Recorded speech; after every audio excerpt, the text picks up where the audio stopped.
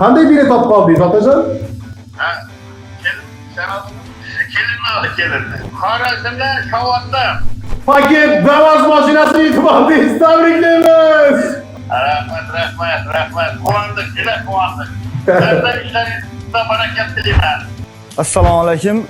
Hurmatli Sher Show kanali obunachilari, bugun yana biza Xorazm viloyati Shovot tumani Beshmargan qishlog'idan ayolimning adına bir bilet o'ynagan edik. Bir biletimiz chiqdi. Bu Xudoy taolani bir bizlarga bergan sovg'asi deb o'ylaymiz. Bandasi sababchi bo'lgandan keyin bu akalarimizdan hammasini katta rahmat deymiz. O'yin chesni ekan, bolalar, yurtdoshlar, Xorazmdalar, Shovotlilar hammaga tavsiya etaman. Ishtirok etinglar, bilet o'ynanglar, mashina o'tinglar. Hammasi Alloh taoladan banda sababchi. Hammani taklif etamiz. Shot spravka, paket namozlarni, paket Tahoe, Merz, BMW, xullas. Zo'r mashinalarimiz hammaga nasib etsin.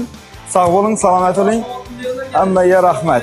Shovotni Beshmargan qishlog'i Shovot tumanidan Yusuf Hamadoniy ziyoratgohi yonimdamiz. Xullas.